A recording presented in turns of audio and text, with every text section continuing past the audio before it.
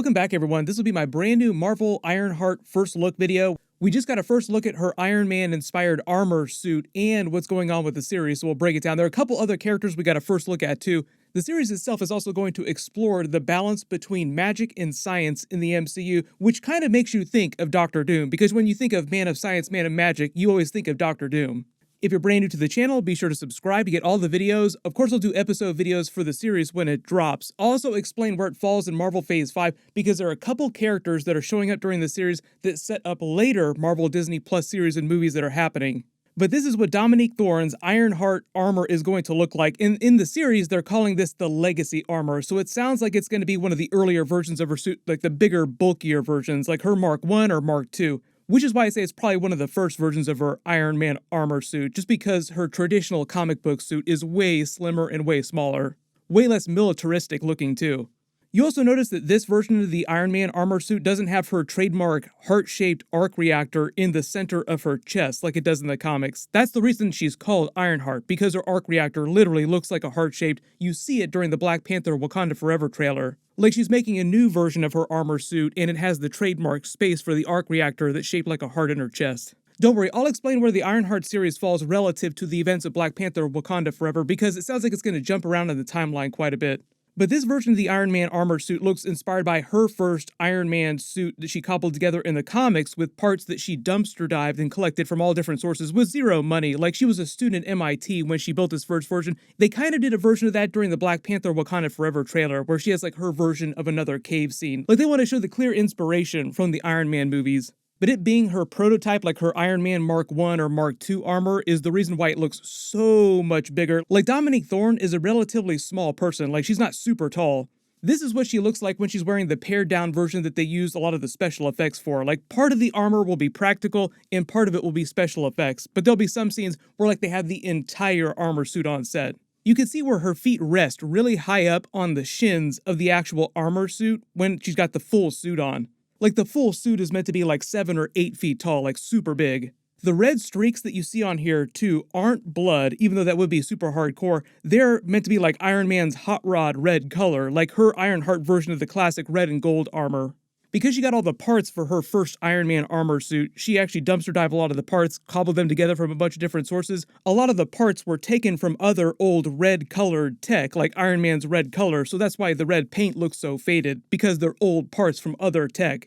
This version of the suit looks kind of like a blend of Rhodey's War Machine armor combined with the more slimmed down and sleeker edges of Iron Man's armor. Like she's got this giant cannon on one of the arms, she's got this huge assembly on her right shoulder, but it's still less weaponized than your traditional War Machine armor suits. And that's also why I say it looks exactly like her Iron Man Mark 1 armor in the comics, because that was giant compared to her more advanced Ironheart Mark 2 armor.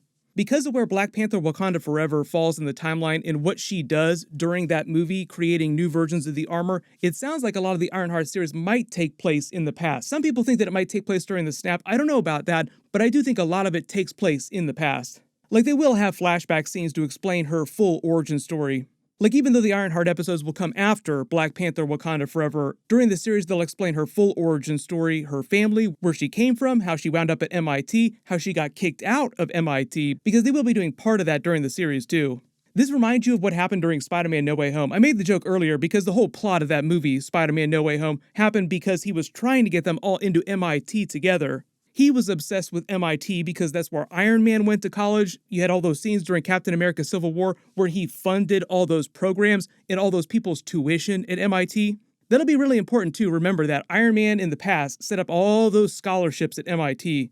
But now in present day, because of what happened during the movie, Spider-Man isn't going there anymore. And by the events of Black Panther Wakanda Forever, I believe that Riri Williams has already been kicked out of MIT, or she gets kicked out during the process of the movie. The reason she got kicked out in the comics was for building her Iron Man Mark 1 armor suit, skipping class, and then causing a bunch of damage and chaos when she tested it out. Iron Man had backed up his digital consciousness as an AI in that part of the comics, so this version of Iron Man basically stopped her dead in her tracks mid-air during her test flight with all of his Iron Man armors just to find out what she was about, whether she was a villain or another potential protege that he could mentor, kind of the way that he did with Spider-Man in the MCU. In the Ironheart series, I believe the reason she gets kicked out of MIT is for getting caught doing someone else's homework for them, and by that time she's already developed her Iron Man Mark 1 armor and doesn't really care that she's being kicked out. But in the MCU, I think what we'll explain, because Riri Williams basically comes from no money, there's no way she could pay for MIT, she needs scholarship money. They'll explain that during Captain America Civil War, when he set up all those scholarships, at the end of his little appearance there, when he was showing off the barf technology, she got in on one of those scholarships. During Black Panther Wakanda Forever, we just saw the trailer with a bunch of scenes of her. Some of it sounds like it's going to take place later in her timeline. You see her making another version of her armor suit. This is what the suit looks like in Lego form. Like, we have the Lego set, so we kind of know what it'll look like. You also see Shuri as a version of the Black Panther, so it just confirms that Shuri will be that Black Panther that you see in the trailer. At the end of that movie, I believe that Shuri is supposed to help Riri Williams create an upgraded Mark III or Mark II version of her Ironheart suit that'll be more like her trademark classic suit with the exposed heart-shaped arc reactor in her chest. Way less militaristic looking too. The other really big scenes that we got a first look at too are Anthony Ramos's Hood character going after her. He's playing a version of the Hood from the comics. You can see him wearing the trademark Hood costume. It's a pretty simple costume. In the comics, he's a magic user, and reportedly, during the series, he's going to be the protege of Agatha Harkness. That's right, Agatha Harkness coming back in the MCU, because we know they're going to be doing an Agatha Harkness series. I don't know if Agatha is supposed to show up during the Ironheart series herself or have a cameo scene, because I think it's only going to be 6 episodes. They don't have a ton of time to introduce a billion different characters. Alden Ehrenreich is also going to be one of the main villains in the series. I believe he's going to be playing a version of Zeke Stane, Obadiah Stane's son, which is another connection to the Iron Man character. In talking more about the Hood character, you notice that the Agatha Harkness Coven of Chaos series is happening after Ironheart. I think that's just because they'll tease Agatha Harkness during Ironheart, like the person teaching Hood how to use magic, or he'll be part of her coven. And during the Coven of Chaos series, happening right after that, they'll explain how she escaped Scarlet Witch's magic spell that had trapped her in that fake persona in Westview. It was meant to be kind of like a temporary prison. We always knew she'd escape eventually. And the reason they changed the name of Agatha Harkness' series to Coven of Chaos, a lot of you have also picked up on this, is because Coven of Chaos is a reference to her being a witch. A group of witches working together is called a coven. We saw her former coven that her mother led in the WandaVision flashbacks. It sounds like she develops her own coven again in present day with other evil magic users like Anthony Ramos's Hood being one of them. And also, like I said, the Ironheart series is supposed to explore the balance between magic and technology, so there might be some Doctor Doom Easter eggs, but I don't think that he's supposed to be like a huge villain in this series or anything like that. They're doing a little bit of the Doom War plot during Black Panther Wakanda Forever, but he's also not supposed to be a huge character during that.